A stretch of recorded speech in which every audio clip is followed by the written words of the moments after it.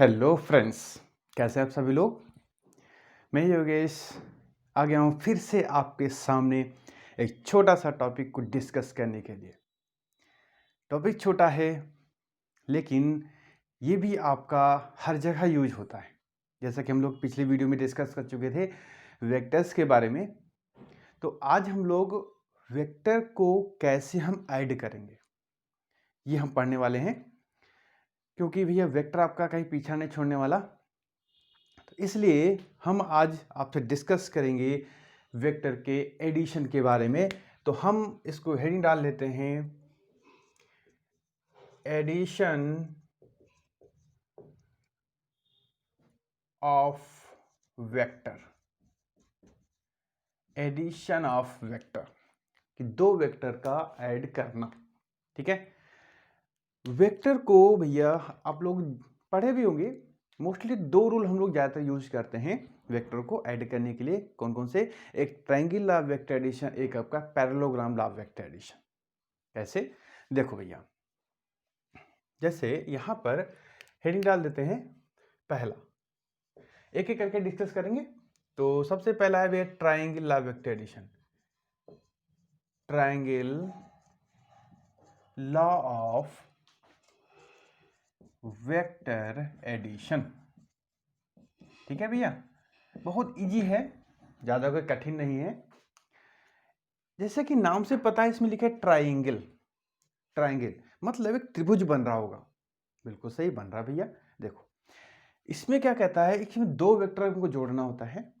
तो उसमें ये कहता है कि दो वेक्टर, एक वेक्टर ये है और एक वेक्टर आपका ये है आपका बी वेक्टर।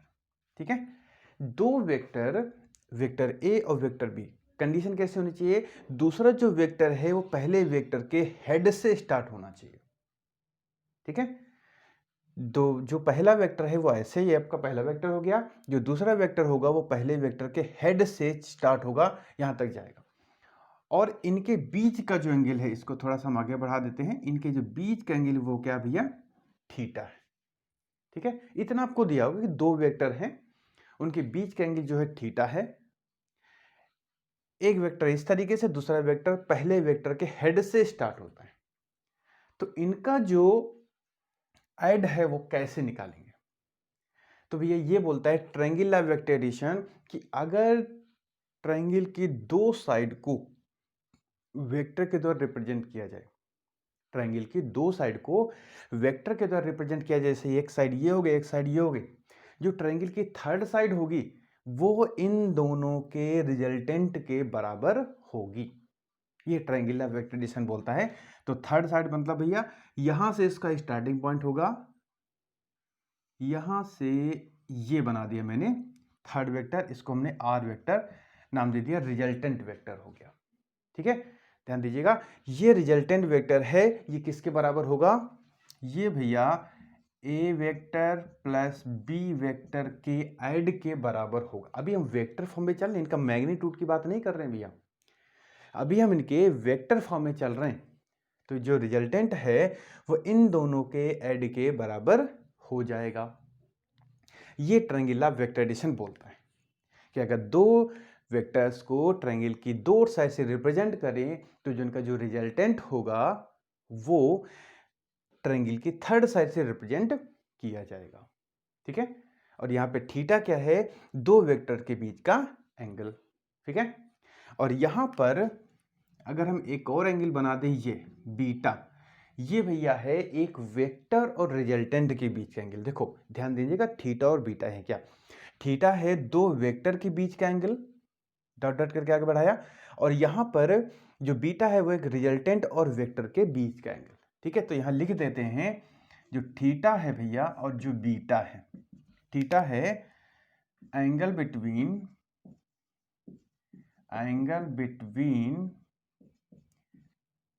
ऐसे लिखते हैं vector A and vector B.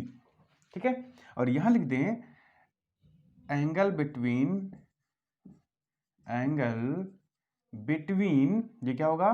Resultant and एक वेक्टर के बीच का एंगल।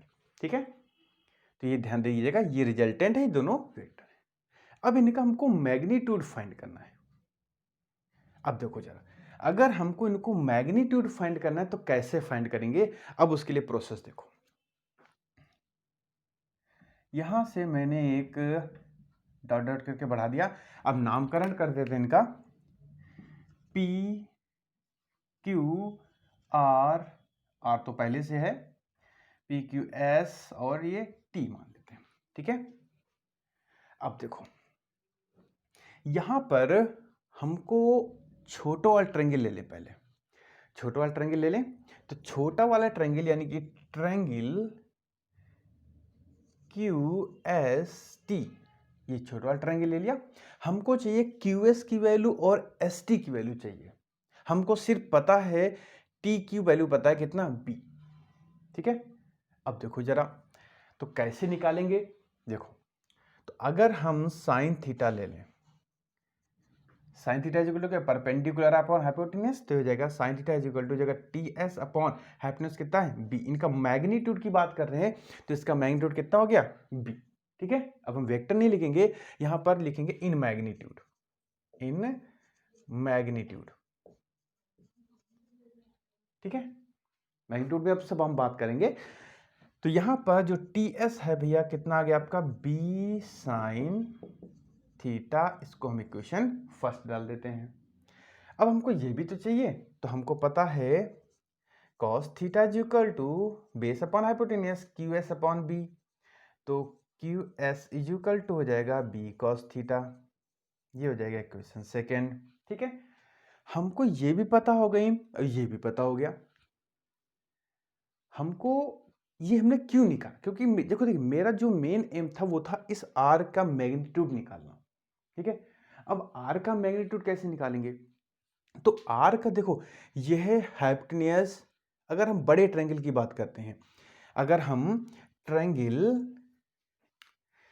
PST की बात करें, देखो PST, तो अगर हम ये R हमारा है तो ये हमको चाहिए और ये चाहिए पाइथागोरस थ्योरम लगाने के लिए, ठीक है। अब ये चाहिए तो हमको ये और ये तो चाहिए, क्योंकि हमको इतना तो पता A है। QS और ST हमको अगर पता हो जाए तो मेरा काम आसान हो जाएगा, तो इसलिए मैंने ये दोनों निकाल लिए, ठीक। अब हम आराम से यहाँ पर जो QS है ये कितना आ गया आपका, ये आपका आ गया B cos थीटा, और ये कितना आ गया आपका B sin थीटा, ठीक है। अब हम आराम से यहाँ पर पाइथागोरस थ्योरम लगा सकते हैं। लगा दो भैया पाइथागोरस थ्योरम, तो क्या हो जाएगा, R square is equal to hypotenuse का स्क्वायर इक्वल टू परपेंडिकुलर का स्क्वायर प्लस बेस का स्क्वायर, तो हो जाएगा B साइन थीटा का whole square plus A plus B cos theta का होल स्क्वायर। सब भैया मैग्नीट्यूड में चल रहा है, वेक्टर कहीं नहीं यहाँ पर है, तो ये हो जाएगा R square is equal to B square sine square theta sorry plus A square plus B square cos square theta plus 2AB cos theta, ठीक है, क्लियर। देखो जरा इन दोनों पे ध्यान दीजिएगा, इस पे और इस पे B स्क्वायर कॉमन हो जाएगा, तो यहाँ से हम क्या ले सकते हैं, R square is equal to, इसको पहले लिख दें A square plus B square, B square common बचेगा तो sine square theta plus cos square theta 1 होता है, प्लस 2AB कॉस थीटा, ठीक है। तो R इज इक्वल टू कितना आ गया भैया, under root A square plus B square plus 2AB cos theta, ठीक है। तो भैया ये हमारा मैग्नीट्यूड के फॉर्म में आ गया रिजल्टेंट। ये जो लिखा हुआ है वो वेक्टर के फॉर्म में लिखा है और ये इन मैग्नीट्यूड के फॉर्म में लिखा हुआ है, बहुत इंपॉर्टेंट आपका है, ठीक है। कभी कभी पूछ लेता है, थीटा तो हमको बताएगा, कभी कभी पूछ लेगा बीटा कितना होगा, रिजल्टेंट एक वेक्टर से जो एंगल बना रहे वो बीटा कितना होगा। बहुत बढ़िया, देखो तो हम इसको लिख सकते हैं tan beta is equal to perpendicular upon base, तो परपेंडिकुलर कितना है B sin theta upon A plus B cos theta. ठीक है, तो इस फॉर्मूले से भैया हम लोग tan बीटा भी आराम से निकाल लेते हैं। ठीक है, देखा कि ट्रायंगुलर वेक्टर एडिशन कुछ नहीं था, बस हमको करना क्या था, वहां पर मोटे मोटे तौर पे समझ लें कि दो वेक्टर जो थे जिनको हमको ऐड करना था वो ट्रायंगल की दो साइड से मैंने इनको रिप्रेजेंट कर दिया, एक ये और एक ये।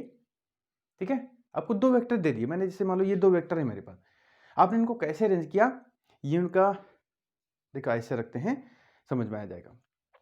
ये दोनों की टेल है, ये हेड है, तो उनको मैंने टेल को हेड से ऐसे जोड़ दिया। ठीक है, अब इनको हमको ट्रायंगुलर वेक्टर एडिशन की हेल्प से ऐड करना है इस तरीके से। तो हमने क्या किया, यहाँ पर इन दोनों को ट्रायंगल की दो साइड मान लिया, तो इसकी जो थर्ड साइड है वो रिजल्टेंट हो गई। अब कैसे निकालेंगे वो आपके सामने प्रोसेस होगी। ठीक है, ये तो हो गया ट्रायंगुलर वेक्टर एडिशन। अगला जो है वो parallelogram law of vector addition है। कहने के तो भैया दो रूल हैं, मतलब ट्रायंगल और पैरेलल, लेकिन हम देखो, आप देखोगे कि ये डेरिवेशन अब हम मिटाएंगे नहीं, यहाँ पर हम क्या करेंगे, सिर्फ फिगर और हेडिंग मिटाएंगे, और देखोगे भैया डेरिवेशन डिट्टो यही चलेगा और आंसर भी यही आते हैं। डेरिवेशन भी यही चलेगा, आंसर भी यही आते हैं। ठीक है, तो हमको क्या करना है, बस फिगर को समझ लेना है, और दोनों में फिर क्या अंतर है ये भी बताएंगे हम। ठीक है, तो अब हम बढ़ते हैं parallelogram law of vector addition पे। तो यहां पर इसको मिटा दें, इसको भी मिटाना पड़ेगा। ठीक है, और ये सब हमारा वैसे रहेगा, तो इसको भी मिटा देते हैं, कोई दिक्कत नहीं, फिर लिख देंगे, और हमको कुछ नहीं मिटाना पड़ेगा। देखो, तो यहां पर हेडिंग डाल देते हैं पैरेललोग्राम, अब हो जाएगा, हेडिंग डाल देते हैं parallelogram law of vector addition. अब इसमें क्या बोलता है, इसमें भी दो वेक्टर हैं, लेकिन किस तरीके से हैं, ये एक पॉइंट है, यहां पर दो वेक्टर वर्क कर रहे हैं इस तरीके से, वेक्टर ए और ये हो गया वेक्टर बी। ठीक है, इन दोनों की जो बीच का एंगल है भैया वो है आपका थीटा। इसमें भी कहेगा कि दो वेक्टर हैं जिनके बीच का एंगल थीटा है, उसमें भी कहता था दो वेक्टर हैं उनके बीच का एंगल थीटा है, बस वो कैसे एक पॉइंट पे वर्क कर रहे हैं वो डिपेंड करता है।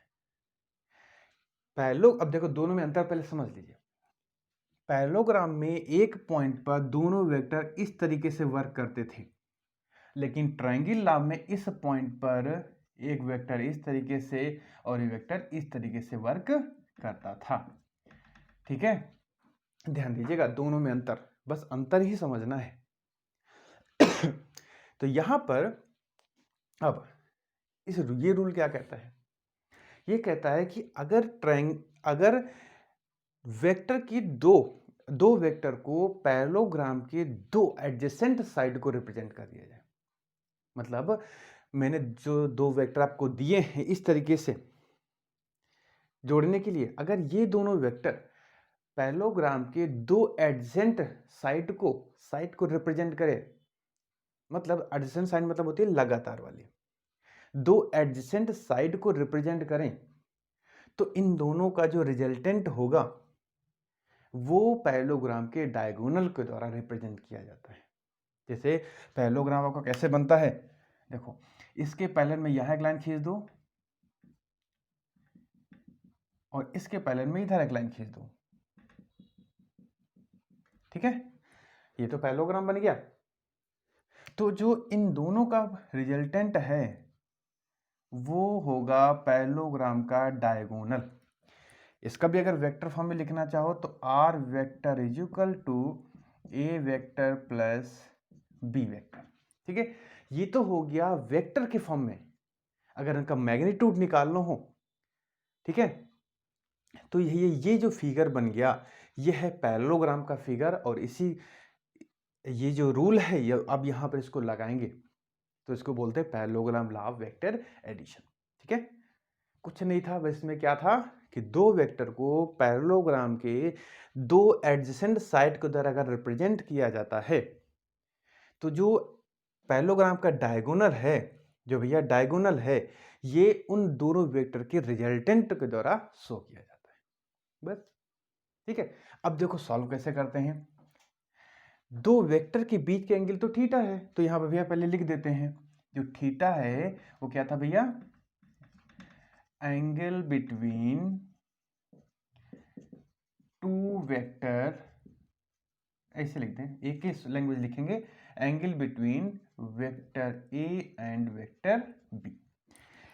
अब यहां पर यह बीटा, जो पहले भी बीटा था, मतलब क्या है, एक वेक्टर रिजल्टेंट के बीच का एंगल, तो बीटा यहां पर क्या भैया, angle between vector and resultant and vector, ठीक है, डिट्टो वही चलेगा, नामकरण कर देते हैं।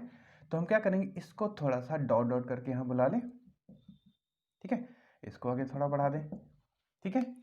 अब देखो जरा, ये लाइन इसके पैरेलल है, तो ये थीटा है, तो ये भी एंगल कितना हो जाएगा, थीटा हो जाएगा, ठीक है। तो अब देखो जरा, P Q S और T, ये तो नामकरण उसमें दिया था, बिल्कुल मैंने नामकरण डिट्टो वही कर दिया। हमको क्या चाहिए, इस R की वैल्यू चाहिए। अब हम जरा ऊपर वाला अगर मिटा झाप लें, तो देखो जो नीचे वाला पोर्शन बचा है, तो क्या हो गया, ट्रायंगुलर वेक्टर एडिशन के तहत दिख रहा है, बी ए भी है, तो भैया बी वेक्टर आपका ये भी होगा, ठीक है। अब देखो इसको अगर हम थोड़ी देर बंद कर लेते हैं, तो डिट्टो आपको क्या बन गया, ये ट्रायंगुलर वेक्टर एडिशन। अब जरा जो मैंने लिखा था उन ट्रायंगल वाले केस में, यहां देख लेते हैं।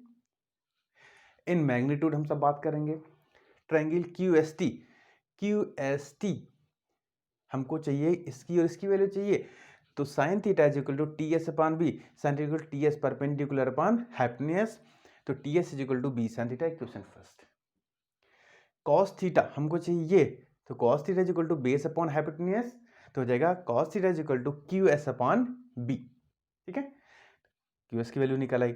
अब हमको चाहिए ट्रायंगल पी एस टी, बड़े वाले ट्रायंगल से, तो यहाँ पे पाइथागोरस थ्योरम यूज कर दें, तो हो जाएगा R square is equal to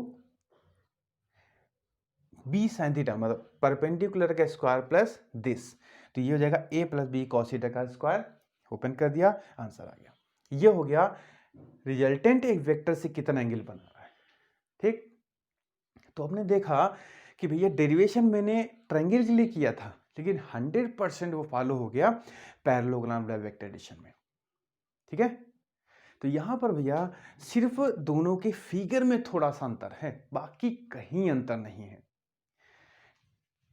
triangle में इस तरीके से फिगर बनता है, और पैरेललोग्राम में एक पॉइंट पे दो वेक्टर इस तरीके से वर्क करते हैं, ये है उनके बीच का एंगल थीटा, ये है उनके बीच का एंगल थीटा। तो हमको बस फिगर देख के सिर्फ थोड़ा सा पहचानने की जरूरत रहती है कि यहाँ पे कौन सा लग रहा है रूल। रूल तो दोनों में वैसे एक ही है, कोई दिक्कत नहीं है, लेकिन कौन सा लग रहा है, ट्रायंगल या पैरेललोग्राम, हाँ पैरेललोग्राम, ठीक है। अब यहां पर केसेस आ जाते हैं, जहां थीटा आता है केसेस तो आ ही जाएंगे। तो अब हम यहां पर केसेस की बात करते हैं। केस फर्स्ट, अगर दोनों वेक्टर सेम डायरेक्शन में हैं, मतलब थीटा इज इक्वल टू 0, मतलब अभी वो दोनों वेक्टर ऐसे थे ना, अब ऐसे हो जाए सेम डायरेक्शन में, थीटा 0, तब रिजल्टेंट कैसे निकालेंगे, मैग्नीट्यूड, इसमें जरा cos 0 की वैल्यू 1 पुट हो जाएगी, cos 0 पुट कर दो, तो हो जाएगा R is equal to under root A square plus B square plus 2ab, क्योंकि cos 0 की वैल्यू 1 हो जाएगी। तो ये हो जाएगा भैया R is equal to A plus B, इसको हम लोग आर मैक्स भी लिख सकते हैं, क्योंकि इससे ज्यादा वैल्यू आपकी नहीं आने वाली, ठीक। केस सेकंड, केस सेकंड अगर लिख दें तो केस सेकंड क्या होगा, दोनों ऐसे थे, एक केस तो मैंने ये ले ली, अब क्या लेना है, इनको ऐसे लेना, अपोजिट में कर देना है, तो यहाँ पे थीटा कितना आ जाएगा भैया 180 डिग्री, यानी कि दो वेक्टर अपोजिट हैं, तो यानी कि इसको तुम इस तरीके से लिख दें, ये हो गया ए वेक्टर, ये हो गया बी वेक्टर, यहाँ पे एक इधर है और एक इधर है, ये ए वेक्टर हो गया, ये बी वेक्टर हो गया। अब जो आर निकालो भैया कितना आएगा, under root A square plus B square minus 2ab हो जाएगा, क्योंकि cos 180 की वैल्यू -1 होती है, तो ये हो जाएगा आर, इसको मिनिमम डाल दो क्योंकि इससे कम आर आपकी नहीं आनी है, तो हो जाएगा ए माइनस बी। ठीक है, ठीक है। अब तीसरा केस, यहां पे केस थर्ड लिखे दे रहे हैं, स्पेशल केस कह सकते हैं, बहुत रेयर केस में यूज होता है कि जब थीटा 90 हो जाए। जब थीटा 90 मतलब ऐसे परपेंडिकुलर, तो यहां पर भैया परपेंडिकुलर में आर कितना हो जाएगा, under root A square plus B square. क्यों? क्योंकि cos 90 की वैल्यू 0 होती है। ये आपका ये आंसर। ठीक है, इतना तो भैया सब कुछ ओके हो गया। अब एक जरा ध्यान से सुनिएगा कॉन्सेप्ट। अब इसको जरा मिटा दें यहां पर, क्योंकि इसका कुछ काम ही नहीं है। देखो इसको भी हटा दें यहां पर, इसको भी हटा दें, इसका भी काम नहीं है। अब देखो जरा क्वेश्चन थोड़ा सा कैसे घूम के आता है वो हमको समझना है थोड़ा। यहां पर इसको भी हटा दें, इसका भी कुछ काम नहीं है, इसका भी कुछ काम नहीं है, इन दोनों का काम है हमारे पास। क्या काम है? क्वेश्चन कहता है कि क्वेश्चन आपके सामने जैसे है, कहता है कि आर मैक्स, या कह सकते हो ठीक है, आर मैक्स कितना है आपका 15, आर मिनिमम कितना है 3। ठीक है, दो वेक्टरों को आपने जोड़ा, दो वेक्टर का ऐड जो है वो 15 है, दो वेक्टर का जो माइनस है मतलब जो सब्सट्रैक्शन है कितना है 3 है। मैंने ये लिखा है, इसको हम लोग ऐसे भी लिख सकते हैं, ये ए प्लस बी है और ये कितना है ए माइनस बी है। तो अब आपके सामने ऑप्शन दिए होंगे 4, 10, 11, 18 और 20। अब आपसे कहेगा कि भैया बताओ दो वेक्टर का ऐड इतना है, दो वेक्टर का माइनस इतना है, जिसको हम लोग आर मैक्सिमम आर मिनिमम कहें, तो बताओ उस वेक्टर का रिजल्टेंट क्या हो सकता है, उन दोनों वेक्टर का रिजल्टेंट की वैल्यू कितनी हो सकती है, यह बताना है आपको। 4 ऑप्शन में से कौन सा ऑप्शन सही हो सकता है? आपको सिर्फ उसने ए प्लस बी ए माइनस बी लिए हैं। बहुत आसान है। एक तो ये मेथड है, सबसे पहले इनको ए बी निकालो, रिजल्टेंट निकालो। अब अभी एंगल तो पता ही नहीं है, ठीक है, तो बहुत लॉन्ग मेथड चला जाएगा। हमको यहाँ पर एक चीज ध्यान देनी है कि जो आर होता है, देखिए मैक्सिमम वैल्यू आपको पता है, मिनिमम वैल्यू पता है, तो जो आर होगा इन दोनों के बीच में ही तो होगा। आर जो होगा वो इन दोनों से बीच में ही होगा। देखो जो आर होगा भैया, आर वो ए प्लस बी के बराबर भी हो सकता है, मतलब बराबर भी हो सकता है और कम भी हो सकता है, तो हो जाएगा ए प्लस बी, इससे ज्यादा नहीं हो सकता। और जो मिनिमम की बात करते हैं तो उससे ज्यादा हो जाएगा, बराबर हो जाएगा, मतलब इससे कम नहीं हो सकता।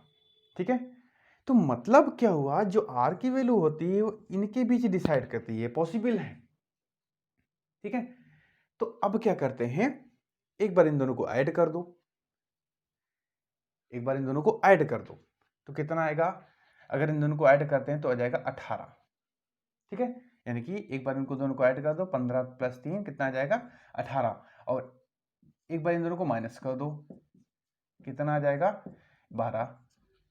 ठीक है, अब ये आ गई मैक्सिमम वैल्यू, ये आ गई मिनिमम वैल्यू। अब आपने ऑप्शन देखो कि मैक्सिमम और मिनिमम के बीच में कौन आ रहा है। 10 नहीं हो सकता क्योंकि ये मिनिमम के नीचे जा रहा है, 11 ये भी नहीं हो सकता, 20 मैक्सिमम के ऊपर जा रहा है, बचा कौन 18।